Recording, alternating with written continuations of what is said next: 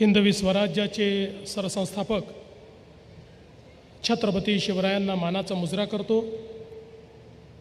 भारतीय राज्यघटनेचे शिल्पकार भारतरत्न डॉक्टर बाबासाहेब आंबेडकर यांना मानवंदना अर्पित करतो।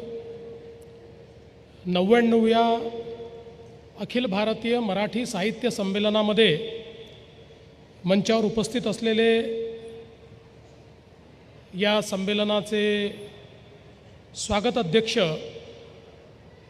राज्याचे सार्वजनिक बांधकाम मंत्री सन्माननीय शिवेंद्रसिंह राजे भोसलेजी, आमचे दुसरे सहकारी जयकुमार गोरेजी, ज्यांच्या हस्ते या साहित्य संमेलनाचं उद्घाटन आपण केलं, त्या ज्येष्ठ साहित्यिक डॉक्टर मृदुला गर्ग, या साहित्य संमेलनाचे अध्यक्ष आणि ज्यांचा उल्लेख नेहमी मी माझे लाडके लेखक म्हणून करतो असे माननीय विश्वास पाटीलजी,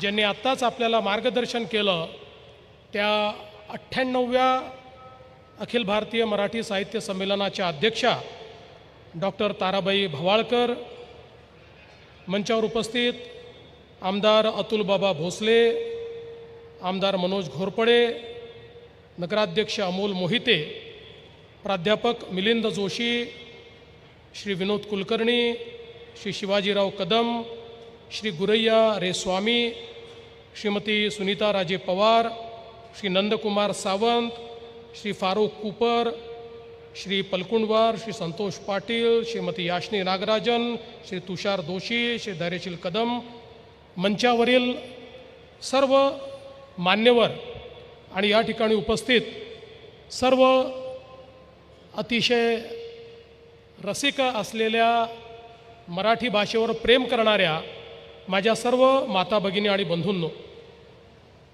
आत्ता नुकताच या ठिकाणी मावळत्या संमेलन अध्यक्षांनी नवीन अध्यक्षांना पदभार दिला। किती चांगला हा कार्यक्रम झाला। त्यांनी यांच्या हाती राज्य सोपवलं, यांनी ते स्वीकारलं, सगळ्यांनी टाळ्या वाजवल्या। असंच जर राजकारणातही होऊ शकलं तर किती चांगलं होईल। पण ठीक आहे, मला असं वाटतं की किमान साहित्य क्षेत्रात हे अजून होत आहे, हे असंच होत राहावं ही खऱ्या अर्थानं माझी अपेक्षा आहे। आज साहित्याच्या या महाकुंभामध्ये सर्व सारस्वतांना या ठिकाणी मी प्रणाम करतो। छत्रपती शिवरायांच्या आशीर्वादाने स्वराज्याची भूमी असलेल्या या सातारा नगरीमध्ये हे साहित्य संमेलन होत आहे, ही खरोखर अतिशय आनंदाची गोष्ट आहे। आपण सर्व लोक साहित्याचे सेवेकरी आहोत आणि हा सेवेचा भाग खऱ्या अर्थानं या साहित्य संमेलनाच्या निमित्ताने पुन्हा एकदा उजळून निघतो आणि आपल्या सर्वांना ही सेवा अविरत चालली पाहिजे अशा प्रकारची प्रेरणा ही या निमित्ताने आपल्याला पाहायला मिळते। खरं म्हणजे सातारा केवळ भौगोलिक प्रदेश नाही आहे, हा संगमाचा देखील प्रदेश आहे। हरिपूरला वारणा आणि कृष्णेचा संगम होतो आणि योगायोग काय बघा, वारणा काठचे विश्वास पाटील हे या साहित्य संमेलनाचे अध्यक्ष झाले आणि त्यांना अध्यक्षाचा भार हा कृष्णाकाठच्या ताराबाई भवाळकरांनी दिला। हा देखील एक अनोखा संगम आपल्याला या साहित्य संमेलनाच्या निमित्ताने या ठिकाणी पाहायला मिळाला। खरं तर हा संगम हा एक प्रकारे परंपरेचा आणि आधुनिकतेचा संगम आहे, अनुभवांचा आणि विचारांचा संगम आहे, इतिहासाचा आणि वर्तमानाचा संगम आहे। आणि म्हणूनच मला असं वाटतं की खऱ्या अर्थानं अशा प्रकारचा संगम हीच आपल्या संस्कृतीची ओळख देखील आहे। अध्यात्म, तत्त्वज्ञान आणि सामाजिक जीवनात संगम हेच आपल्या संस्कृतीचं ब्रीदवाक्य राहिलेलं आहे। आणि म्हणूनच आपण जगातले जेवढे आक्रमणं झाली ती सगळी आक्रमणं पचवत त्या त्या आक्रांत्याच्या संस्कृतीतलंही जे चांगलं आहे ते या ठिकाणी अनुसरून आपल्या संस्कृतीला अबाधित ठेवण्याचं काम केलं. म्हणजे ज्या प्रकारे कोयना कृष्णेत मिळते, वारणा कृष्णेत मिळते, यमुना गंगेत मिळते, अशा अनेक नद्या वेगवेगळ्या येतात आणि शेवटी एक नदीचं पात्र तयार होतं. तशाच प्रकारे विचारांची जी काही आपली संस्कृती आहे ती त्या एका नदीसारखी आहे की ज्याच्यामध्ये खूप विविध प्रकारचे विचार अनेक वेळा एकमेकाला परस्पर विरोधी अशा प्रकारचे विचार देखील हे व्यक्त होत असतात. पण या सगळ्या विचाराच्या मंथनातून एक नदीचा असा प्रवाह तयार होतो की जो संस्कृती म्हणून, साहित्य म्हणून आपल्या जाणीवा समृद्ध करतो, जो साहित्य आणि संस्कृती म्हणून आपल्या विचारांना प्रगल्भ करतो. आणि म्हणूनच मला असं वाटतं की ही जी परंपरा आपल्या मराठी साहित्यानी, साहित्य संमेलनाने, मराठी भाषेंनी, मराठी भाषेतल्या सारस्वतांनी जपलेली आहे ती अत्यंत महत्त्वाची आहे, हे मात्र या ठिकाणी मला सांगितलं पाहिजे. साताऱ्याने सर्वाधिक म्हणजे 6 साहित्य संमेलनं भरवली आणि सर्वाधिक साहित्य संमेलनाचे अध्यक्ष देखील साताऱ्याने दिले. जवळपास मी ज्यावेळेस माहिती घेत होतो त्यावेळी 17 अध्यक्ष हे साताऱ्याने या ठिकाणी दिलेले आहेत. म्हणजे विक्रमही आहे आणि पराक्रमही आहे. आणि एकदा दुर्गाबाई भागवत असं म्हणाल्या होत्या इथल्या साताऱ्याच्या साहित्य संमेलनात की आशय आणि विषय या 2 भिन्न गोष्टी आहेत. त्यामुळे एका अर्थानं विक्रम हा विषय आहे आणि पराक्रम हा आशय आहे, हे जर मी म्हटलं तर मला असं वाटतं ते चुकीचं होणार नाही. आणि खऱ्या अर्थानं साताऱ्याचा संबंध हा साहित्य संमेलनाशी अतिशय ऐतिहासिक अशा काळांमध्ये राहिलेला आहे. आपल्याला माहिती आहे 50 वर्षापूर्वी जेव्हा आणीबाणी लागली होती त्यावेळी याच साताऱ्यामध्ये साहित्य संमेलन झालं होतं आणि दुर्गाबाई भागवत त्याच्या अध्यक्ष होत्या आणि त्यावेळी आणीबाणीची निंदा करणारा ठराव त्या ठिकाणी झाला होता. आणि दुर्गाबाईंचं जे वाक्य होतं, साहित्याला नियमबद्ध करणे नुसते हास्यास्पद नाही तर धोकादायक देखील आहे. आणि हे वाक्य त्यावेळेचं एक अत्यंत प्रमुख वाक्य झालं होतं, ती हेडलाईन झाली होती. आणि मला असं वाटतं की जोपर्यंत आपल्या लोकशाहीमध्ये ही गोष्ट आपण लक्षात ठेवू, विचारांची अभिव्यक्ती, विचारांचं स्वातंत्र्य, साहित्य, परस्पर विरोधी विचार या सगळ्यांच्या अभिव्यक्तीचं स्वातंत्र्य जोपर्यंत आपण लोकशाहीमध्ये अबाधित ठेवू तोपर्यंत कोणी किती संविधानावर खतरा आहे म्हटलं, संविधान खतऱ्यात आहे म्हटलं तरी देखील हे संविधान इतकं मजबूत आहे की काही होऊ शकत नाही. विचारांचं जे स्वातंत्र्य या संविधानाने दिलं आहे ते कोणीच कधी त्या ठिकाणी त्याची गळचेपी करू शकत नाही, ते अबाधितच राहणार आहे. हे देखील आपण सगळ्यांनी या ठिकाणी लक्षात ठेवलं पाहिजे. आणि म्हणून मला असं वाटतं की खऱ्या अर्थानं या साहित्य संमेलनाच्या माध्यमातून आपल्या मराठी भाषेचा विषय देखील अत्यंत महत्त्वाचा आहे. आणि या ठिकाणी जे मत व्यक्त झालं की केवळ मराठीला अभिजात भाषा जाहीर करून त्या ठिकाणी आपल्याला थांबता येणार नाही. आणि खरं आहे, पहिल्यांदा तर आपल्या सगळ्यांना हा आनंद आहे की अनेक वर्षाचा आपला संघर्ष हा देशाचे प्रधानमंत्री माननीय मोदीजींनी समजून घेतला आणि मराठी भाषा जी अभिजात होतीच परंतु त्याला अभिजात म्हणून राजमान्यता हवी होती, ती राजमान्यता देण्याचं काम हे आपल्या या देशामध्ये झालं. आता एक काम झालं आहे, आता दुसरं काम आपलं बाकी आहे. या राजमान्यतेचा उपयोग करून आपल्याला या मराठीला लोकमान्यता देखील त्या ठिकाणी सर्व भारतामध्ये मिळवून द्यायची आहे. आणि त्या दृष्टीने मला अतिशय आनंद आहे की मागच्या काळामध्ये 2-4 महिन्यापूर्वी JNU सारख्या दिल्लीच्या प्रतिष्ठित विद्यापीठामध्ये मराठी अध्यासन सुरू करण्याची संधी मला मिळाली. आणि मराठी भाषा अभिजात झाल्यानंतर दिल्लीमध्ये त्या ठिकाणी मराठीचं अध्यासन आणि त्याचं जे स्वागत त्या ठिकाणी झालं ते पाहून देखील मला अतिशय आनंद झाला. खरं तर एक मुद्दा सातत्याने या ठिकाणी येतोय की भाषा सक्तीची कुठली. मी या राज्याचा मुख्यमंत्री म्हणून सांगतो, महाराष्ट्रामध्ये फक्त आणि फक्त मराठी सक्तीची, इतर कुठली भाषा सक्तीची नाही, फक्त आणि फक्त मराठी सक्तीची. हा आता या त्रिभाषा सूत्रामध्ये इतर कुठली भाषा शिकली पाहिजे त्या संदर्भातही आमची भूमिका होती की या संदर्भात सगळ्या भारतीय भाषा त्यातली जी तुम्हाला शिकायची आहे ती तुम्ही शिका. आता प्रश्न या ठिकाणी एवढाच निर्माण झाला की कुठल्या वर्गापासून शिकलं पाहिजे. आता एक आमच्या महाविकास आघाडीच्या सरकारमधला एक अहवाल आमच्याकडे आला. त्या अहवालावर त्यांनी काही कारवाई केली होती.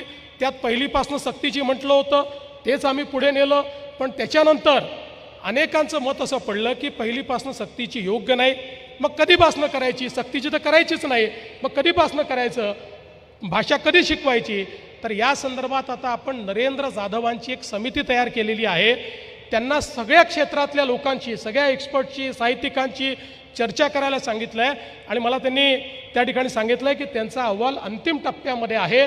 तो अहवालही महाराष्ट्रासमोर मांडू आणि त्यानंतर त्या संदर्भात उचित निर्णय घेऊ. पण ही गोष्ट लक्षात ठेवा की महाराष्ट्रामध्ये सक्ती ही केवळ मराठीची असेल, इतर कुठल्याही गोष्टीची सक्ती नसेल. पण हे म्हणत असताना मला एका गोष्टीचं थोडं दुःख होतं, ते देखील मी मांडलं पाहिजे की एकीकडे आपण इंग्रजी, फ्रेंच, स्पॅनिश या परदेशी भाषांना पायघड्या घालतो. त्यांच्या संदर्भात मात्र आपली भूमिका अगदी स्वागताची असते, असली पाहिजे, काय हरकत नाही, आंतरराष्ट्रीय भाषा आहे. पण विदेशी भाषांना पायघड्या घालायच्या आणि इतर भारतीय भाषांना मात्र त्या ठिकाणी विरोध करायचा, ही देखील मला असं वाटतं वृत्ती योग्य नाही आहे. सर्व भाषांचा सन्मान झाला पाहिजे, स्वभाषेचा सन्मान अधिक झाला पाहिजे, मातृभाषा ही अधिक सन्मानित झाली पाहिजे. ही भूमिका खऱ्या अर्थानं आमची सरकारची भूमिका या निमित्ताने आहे आणि तीच भूमिका यापुढे देखील आमची असणार आहे. आणि म्हणून आपल्याला माहिती आहे, खरं म्हणजे आपल्या महाराष्ट्राचा जो आत्मा गोविंदग्रजांनी सांगितला आहे, राकट देशा, कणखर देशा, दगडांच्या देशा, नाजूक देशा, कोमल देशा, फुलांच्याही देशा, अशा प्रकारचा आपला महाराष्ट्र आहे की ज्या महाराष्ट्रामध्ये सर्व प्रकारच्या वृत्ती, प्रवृत्ती, विचार अशा सगळ्या गोष्टी या एकत्रितपणे नांदतात. आणि मला असं वाटतं की प्रत्येक व्यक्ती आपला विचार हा ठामपणे या ठिकाणी मांडतो आणि त्यातनं एक विचार मंथन होत असतं. आज मला अतिशय आनंद आहे की या अखिल भारतीय साहित्य संमेलनाचं अध्यक्षपद हे विश्वास पाटील यांच्यासारख्या एका अतिशय चांगल्या साहित्यिकाला, की ज्यांनी खूप विचार प्रवर्तक आणि मोठ्या प्रमाणात संशोधन करून आपलं साहित्य लिहिलेलं आहे. आणि खऱ्या अर्थानं मी तर यापूर्वीही माझ्या अनेक मुलाखतीमध्ये सांगितलेलं आहे की ते माझे अतिशय आवडते लेखक आहेत. कारण ज्या वयामध्ये मी त्यांचं पानिपत वाचलं आणि त्याचा एक मोठा परिणाम हा माझ्याही जे काही इतिहासाची समज होती त्या समजुतीवर हा मोठ्या प्रमाणात त्या ठिकाणी झाला होता. आणि मला असं वाटतं की अशा प्रकारचे एक अतिशय सिद्धहस्त लेखक, एक साहित्यिक, एक संशोधक की ज्यांनी या ठिकाणी त्यांची पुस्तकंही बघा, त्यांनी पानिपत हे मराठी मातीला अर्पण केलं, त्यांनी महानायक हे आपल्या गुरूंना आणि गुरुजनांना त्या ठिकाणी खऱ्या अर्थानं ते अर्पित केलं. अशा प्रकारचा एक मोठा विचार ज्यांच्या ठायी आहे. आपल्याला माहिती आहे की ज्ञानेश्वर माऊलींनी देखील ज्ञानेश्वरीचं श्रेय हे आपल्या गुरूंना त्या ठिकाणी दिलेलं होतं. त्यामुळे तोच विचार हा पुढे नेण्याचं काम ते करतायत. खरं म्हणजे आमच्या मराठी साहित्यामध्ये, मराठी साहित्याला सर्वाधिक समृद्ध जर कोणी केलं असेल तर ते आमच्या वारकरी साहित्याने केलं आहे, आमच्या वारकरी विचारांनी केलं आहे, आमच्या वारकरी संप्रदायानं, आमच्या संतांनी या मराठीला खूप मोठ्या प्रमाणात त्या ठिकाणी समृद्ध केलं आहे. आणि म्हणूनच मला असं वाटतं की ही जी काही आमची मराठी आहे ही जोडणारी भाषा आहे. आम्ही मराठी आहोत म्हणून एकजूट आहोत, आमच्या मराठीमध्ये वैविध्य आहे. आणि मला असं वाटतं की ही जी काही आपली संत साहित्य आहे, या संत साहित्याने मराठी जनांना एकत्रित करण्याचा एक मोठं कार्य केलं आहे. कारण ज्या काळामध्ये आमच्या या संपूर्ण मराठी मुलखामध्ये आम्ही छोट्या छोट्या गोष्टींवर, जाती पाती धर्मावर विभाजित होतो, भाषांवर विभाजित होतो किंवा छोट्या छोट्या गोष्टींवर विभाजित होतो, त्यावेळी या सगळ्या संतांनी आम्हाला एकत्रित करण्याचं काम केलं. ज्ञानेश्वर माऊलींनी संस्कृतमधलं तत्त्वज्ञान हे मराठीमध्ये आपल्याला सोपं करून सांगितलं. संत नामदेवांनी भक्तीला एक सामाजिक आशय दिला. संत एकनाथांनी आपल्याला समन्वय शिकवला. जगद्गुरू तुकाराम माऊलींनी अन्यायाविरुद्ध आपल्याला निर्भीड अशा प्रकारचे शब्द दिले. संत चोखामेळा, जनाबाई, सोराबाई यांनी अध्यात्म हे ग्रंथात नाही तर ते जगण्यात आहे असा संदेश आपल्याला दिला. आणि म्हणूनच खऱ्या अर्थानं मराठी ही केवळ भक्तीची भाषा नाही आहे, तर ती मानवी मूल्यांची भाषा आहे. आणि म्हणूनच एवढं मोठं साहित्य हे सातत्याने या ठिकाणी मराठीमध्ये तयार होत असतं. आणि तुकाराम महाराजांनी आपल्याला हे देखील सांगितलं आहे, शब्देची स्वर्ग नरक दाविती. शब्दात एवढी शक्ती आहे की शब्द हे आपल्या जीवनाचा स्वर्गही करू शकतो आणि आपल्या जीवनाला त्या ठिकाणी नरकातही घालू शकतो. आणि खऱ्या अर्थानं मराठीचा अभिमान तर आपल्याला कोणी शिकवला असेल तर आत्ताच ताराबाईंनी सांगितलं, तो आपल्याला छत्रपती शिवरायांनी शिकवला आहे की ज्या काळामध्ये स्वराज्याची निर्मिती झाली त्यावेळी स्वराज्य, स्वधर्म, स्वभाषा या सगळ्या गोष्टीचा जाज्वल्य अभिमान हा छत्रपती शिवरायांनी आपल्याला शिकवला. आणि हा अभिमान शिकवत असताना त्यावेळी जे आक्रमण मराठीवर झालं होतं ते आक्रमण दूर करण्याकरता खऱ्या अर्थानं एक अत्यंत महत्त्वाचा राजव्यवहार कोश हा छत्रपती शिवाजी महाराजांनी तयार केला. ज्या व्यवहार कोशाने फारसी किंवा अरबी असे जे शब्द आमच्या मराठीमध्ये शिरले होते ते शब्द बाजूला करून एक प्रमाण अशा प्रकारच्या मराठीचा राजव्यवहार कोश हा छत्रपती शिवरायांनी आपल्याला दिला. त्यामुळे हा जो काही मराठीचा अभिमान छत्रपती शिवरायांनी आपल्याला दिलेला आहे तो आपण कधी विसरू शकत नाही. आणि त्यानंतर अनेक मराठीच्या सारस्वतांनी या मराठीला फुलवण्याचं काम केलं. आणि म्हणूनच मला असं वाटतं की आज हा अभिमान जोपर्यंत चंद्र आणि सूर्य आहे तोपर्यंत आपला अभिमान अशाच प्रकारे कायम राहील आणि मराठीची सेवा आपण करत राहू. आणि मी निश्चितपणे सांगू इच्छितो की या सगळ्या कामामध्ये साहित्यिकांचे कार्यच आहे की समाजाला दिशा देणं. साहित्याची निर्मिती ही मनोरंजनाकरता नाही आहे. साहित्याची निर्मिती समाजाच्या जाणीवा या विस्तारित झाल्या पाहिजे याकरता साहित्याची निर्मिती होत असते. आणि म्हणून कधी टीका झाली, कधी गौरव झाला, कधी कोणी काही त्या संदर्भात बोललं तरी त्याचं कुठलंही वाईट वाटून घेणाऱ्यांपैकी आम्ही नाही.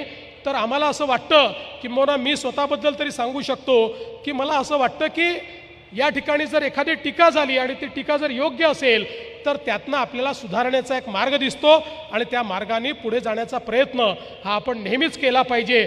आपल्याला सगळं समजतं अशा मूर्खांच्या नंदनवनात वावरणारा मी नाही आणि असं कोणी वावरू नये असं समजणाऱ्यांपैकी मी आहे. आणि म्हणून मला असं वाटतं की प्रत्येक साहित्य संमेलन हे कुठेतरी एक दिशादर्शक अशा प्रकारचं साहित्य संमेलन असतं. त्यातलं अध्यक्षीय भाषण जे आहे त्या भाषणातनं एक पुढच्या वर्षीची एक चांगली दिशा ही आपल्याला त्या ठिकाणी मिळत असते. आणि मला विश्वास आहे की अशाच प्रकारचं मार्गदर्शन या साहित्य संमेलनाच्या माध्यमातून देखील होत राहील. आणि मगाशी एक विषय आला की आमच्या संस्थांमध्ये कुठेही हस्तक्षेप होऊ नये. आम्ही कधी हस्तक्षेप केलाही नाही, आम्ही कधी हस्तक्षेप करणारही नाही, आम्हाला कुठला त्याच्यामध्ये इंटरेस्टही नाही. कुठलाही राजकीय हस्तक्षेप कुठल्याही संस्थेमध्ये जोपर्यंत देवेंद्र फडणवीस मुख्यमंत्री आहेत तोपर्यंत होणार नाही. आम्हाला राजकीय हस्तक्षेप साहित्यात करायचा नाही आणि साहित्यिकांनी राजकारणात जरूर यावं पण साहित्याच्या क्षेत्रात राजकारण आणू नये एवढीच अपेक्षा ही साहित्य क्षेत्राकडनं मी या ठिकाणी करतो.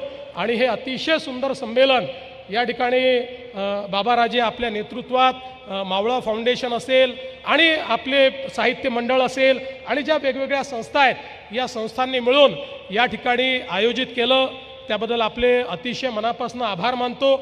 या साहित्य संमेलनामध्ये आपण मला निमंत्रण दिलं त्याबद्दल देखील आपले आभार मानतो. खरं म्हणजे आपल्या सर्वांना माहिती आहे की मी मंचावर बसून कधी मोबाईलवर बोलत नाही पण आज आपण पाहिलं असेल मी सारखा मोबाईलवर बोलत होतो. त्याबद्दल आपली माफी याकरता मागतो की आज महानगरपालिकेच्या निवडणुकीचा फॉर्म परत घेण्याचा शेवटचा दिवस आहे आणि सगळीकडे सगळ्या पक्षांमध्ये इतकी बंडखोरी आहे की त्या सगळ्यांची मनधरणी केल्याशिवाय ते फॉर्म परत घेत नाहीत. त्यामुळे तुम्ही या ठिकाणी सगळे लोक भाषण करत असताना मधूनमधून जे मी बोलत होतो त्या कार्यकर्त्यांना विनंती करत होतो अरे बाबा फॉर्म परत घे. त्यामुळे मी थोडी ही दृष्टता केली आणि या ठिकाणी फोनवर बोललो त्याबद्दल आपल्या सर्वांची मी क्षमा मागतो. आणि मात्र मी तसा बहुश्रुत आहे त्याच्यामुळे फोनवर बोलतानाही इथे काय बोलणं चाललं होतं याच्याकडे माझं पूर्ण लक्ष होतं हे देखील या निमित्ताने सांगतो. आपल्या सर्वांचे अतिशय मनापासून आभार मानतो आणि माझे 2 शब्द संपवतो. धन्यवाद. जय हिंद, जय महाराष्ट्र.